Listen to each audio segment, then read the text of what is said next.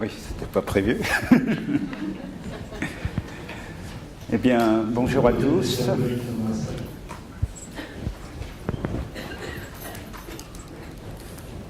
Alors, mademoiselle, madame, monsieur, ladies and gentlemen, bienvenue à l'Académie de sophrologie pour cette journée qui se veut donc avant tout une journée de l'Académie de sophrologie, mais bien sûr, comme nous sommes pluriels, nous avons accueilli tous les sophrologues qui désiraient venir participer avec nous à cette journée sur la sophrologie, et bien sûr je les salue également. Tout au long de cette journée, donc, des intervenants, élèves et professeurs, ce sont nos professeurs et nos élèves, et cette séquence sur l'écologie et la sophrologie est le résultat d'un travail avec nos élèves sur plusieurs années, 3 années, où on les a fait plancher sur l'écologie. Je voudrais d'emblée expliquer un choix, parce qu'on m'a souvent suggéré ces derniers mois de prendre une célébrité de l'écologie pour attirer du monde à ce symposium. Bon, il y a du monde au symposium, je suis très content parce que l'Académie a mobilisé beaucoup de monde. Et je voulais surtout rendre hommage à 3 ans de travail de nos élèves sur le sujet et puis à nos professeurs qui se dépensent beaucoup et qui sont beaucoup avec nous pour cette académie. Donc des foules d'idées, de la diversité. Finalement, je trouve que nous avons une telle richesse dans notre école que j'ai préféré offrir un reflet du travail effectué dans notre académie et d'en faire vraiment grâce à vous de la journée de l'Académie. J'ai envie de vous dire qu'elle sera mémorable. Nous vivons ensemble un moment historique, car certes, c'est un nouveau champ d'action que nous révélons aux sophrologues, mais c'est une profonde réflexion pour la première fois ouverte et posée en sophrologie sur l'écologie. La multiplicité des définitions de l'écologie n'est d'égal que la multiplicité des définitions de la sophrologie.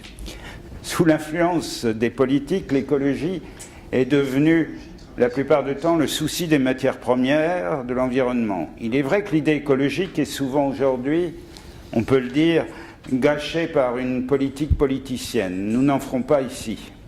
Ce que nous voudrions souligner, je pense, c'est que l'écologie, loin d'être une idée partisane, devrait être la préoccupation de tous.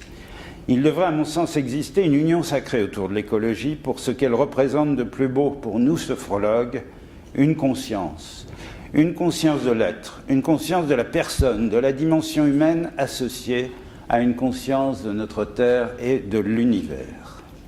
C'est ainsi que se dessinent les raisons de ce thème choisi pour ce premier symposium de l'Académie de sophrologie.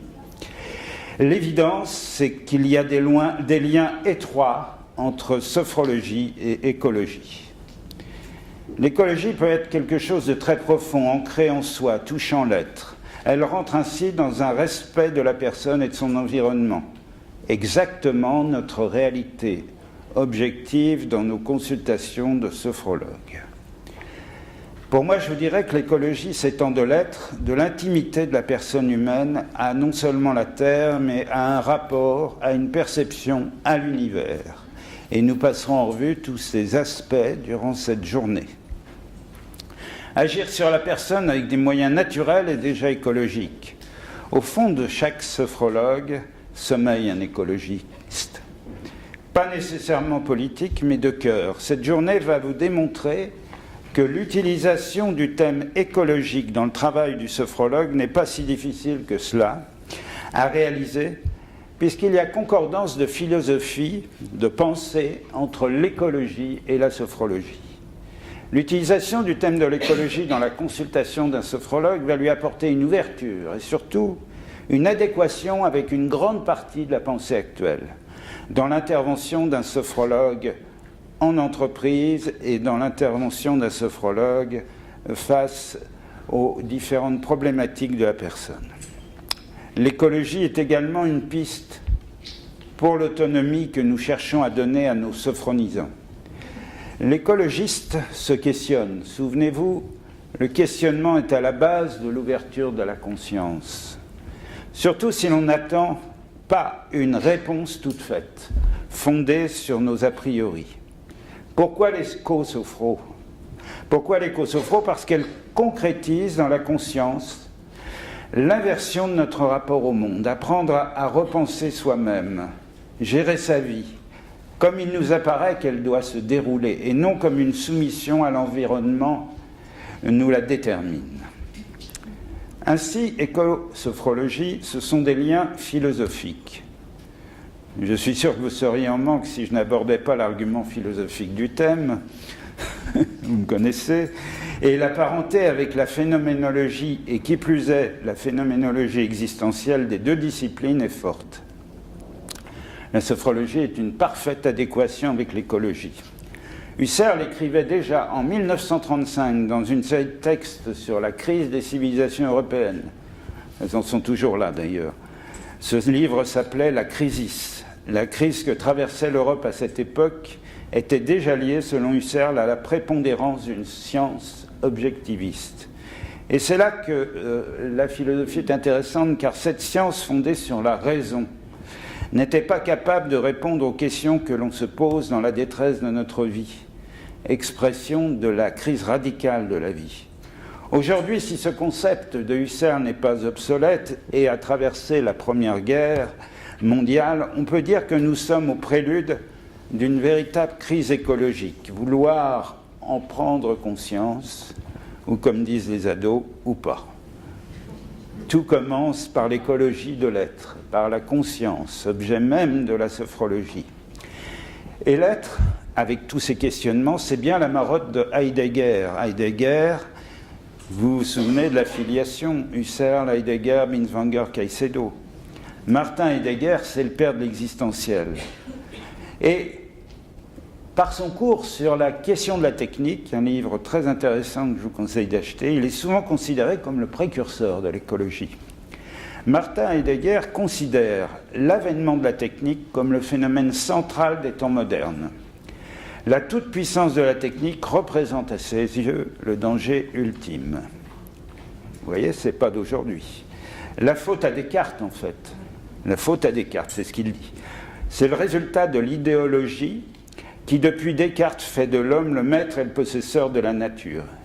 Et oui, les phénoménologues lui en veulent beaucoup d'avoir initié la toute-puissance du « je pense », et non pas du « je reçois, je perçois ».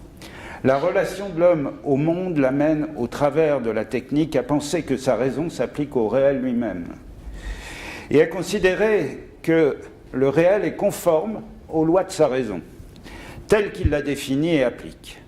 Avec la technique, les choses n'ont de réalité que comme des objets manipulables et utilisables par le sujet. Ainsi, l'impérialisme de la volonté humaine transforme le monde environnant en un stock de moyens et d'énergie disponibles pour assurer la maîtrise de l'homme sur la nature. Heidegger souligne ainsi la confrontation des nouvelles technologies et la démesure humaine qui s'en empare. Et puis d'autres philosophes ont abordé ce thème de l'écologie, je ne rentrerai pas dans les détails, mais dans les années 80, Félix Guattari a écrit sur l'écosophie, la philosophie de l'écologie, et on a eu ensuite un courant qui s'appelait l'écophénoménologie, qui naît de la rencontre de la phénoménologie et des préoccupations de l'écosophie. Les écophénoménologues pensent ainsi que la crise environnementale actuelle est autant une question géophysique que métaphysique et qu'une conceptualisation des relations humaines avec la Terre est nécessaire pour se défaire des préjugés métaphysiques qui nous poussent à ne considérer que le monde naturel que sous l'angle de sa valeur utilitaire et technique. On y revient. Alors, on abordera pendant ce symposium la question de l'augmentation, de l'homme augmenté, de l'enhancement. La question de l'augmentation, en fait, est née plus récemment. C'est le fruit notamment des technobiologies. Dans la foulée de l'homme, réparé de toutes parts par la médecine, s'est insinuée progressivement une idée qui, elle, n'est plus du tout dans le respect de ce que la nature en a fait, l'homme modifié ou augmenté. De l'homme réparé à l'homme modifié ou augmenté. Alors pour son plus grand bien, évidemment, l'augmentation, il s'agit de l'amélioration biologique, physiologique, intellectuelle, morale de la condition humaine qui est au cœur du problème écologique. Et la doctrine matérialiste en vogue dans certains milieux scientifiques est il n'y a aucune différence insurmontable entre le cerveau humain et un ordinateur. Moi, je dis, ce n'est pas avéré. Ce n'est pas avéré.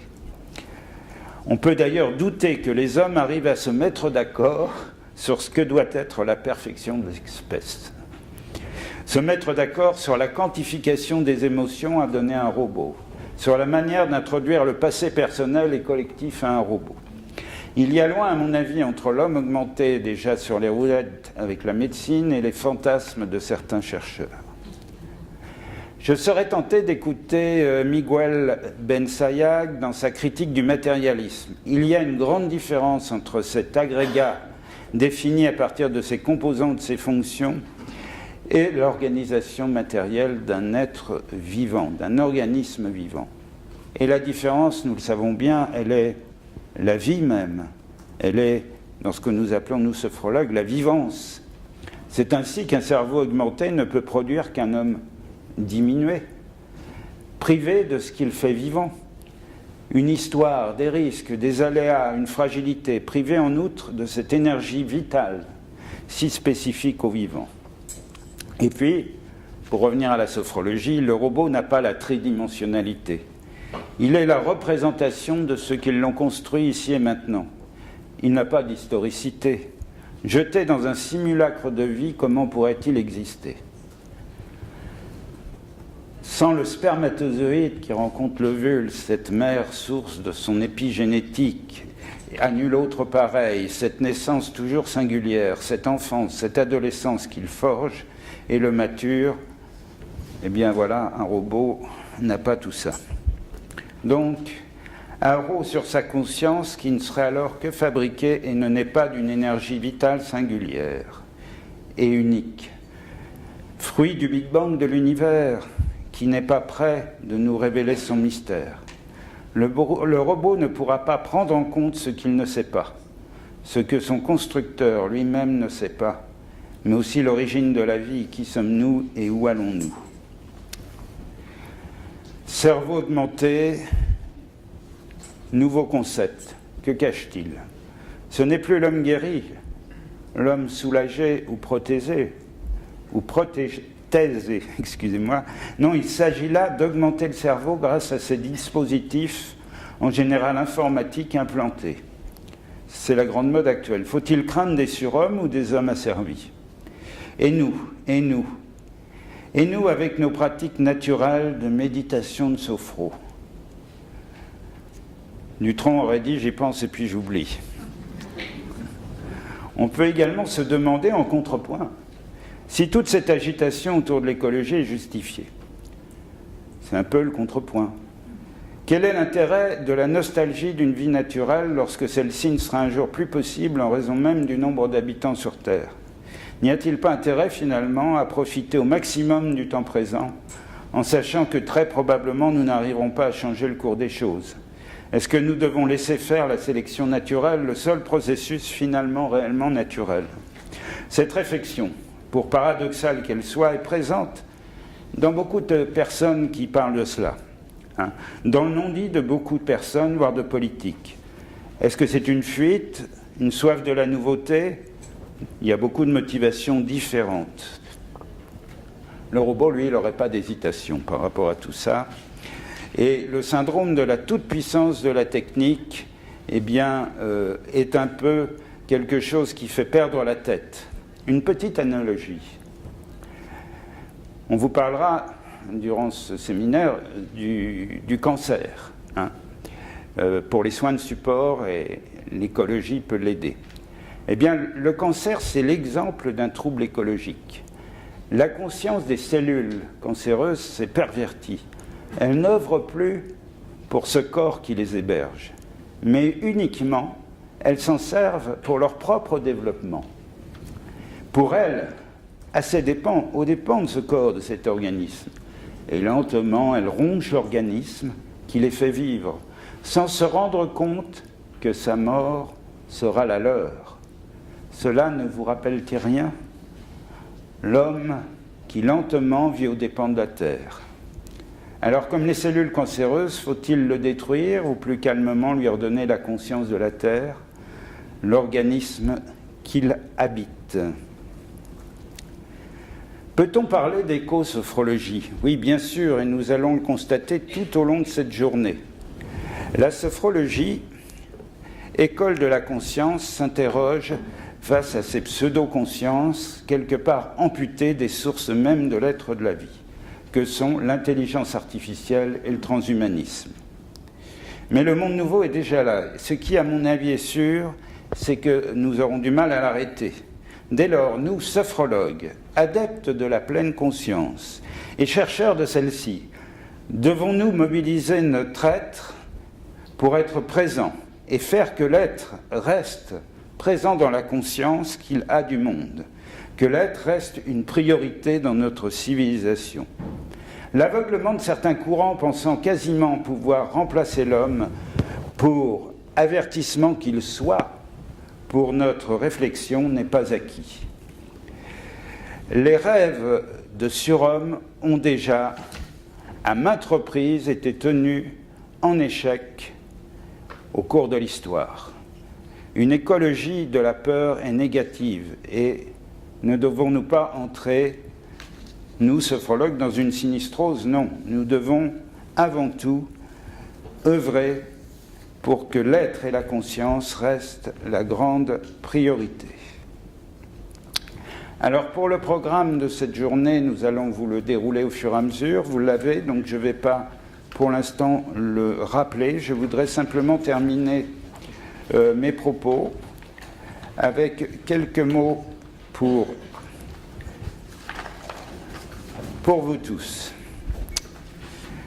Je voudrais simplement vous dire que pour moi, ce symposium, c'est un pari sur un sujet peu évident a priori, mais un sujet pourtant tellement important.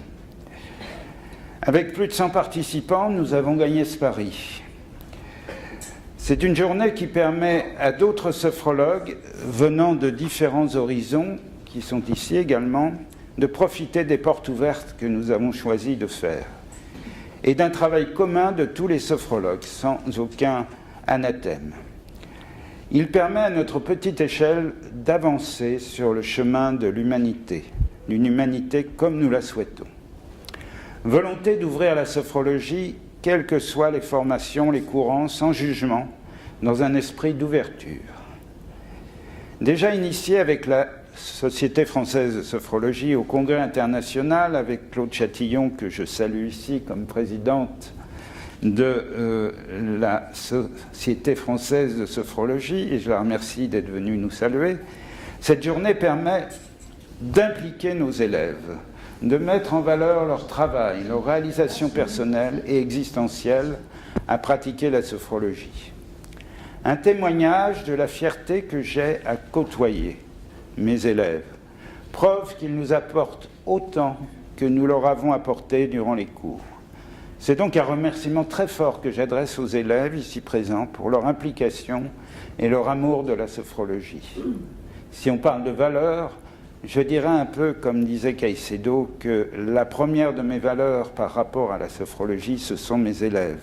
C'est un réel plaisir de tous vous retrouver, une vraie vibration, et nous allons vibrer ensemble aujourd'hui. Je pense qu'il s'agit d'une journée historique, je l'ai déjà dit, pour la sophrologie. Cette journée est la preuve indubitable que la sophrologie concourt bien au bien-être de tous, au mieux-être, au plus-être, au savoir-être et surtout s'affirme comme une discipline pleine de consistance humaine. Je ne sais la force qui m'a mue pour mobiliser ce sujet, pour mobiliser mes élèves, mais ce fut un réel plaisir, ces 3 années partagées sur le thème de l'écologie. Nous avons changé de thème maintenant. Une vraie fierté pour tant de ressources et tant de potentiel dévoilés. Je fus à chaque moment émerveillé des possibles de chacun, du bouillonnement de créativité qui régnait à l'Académie.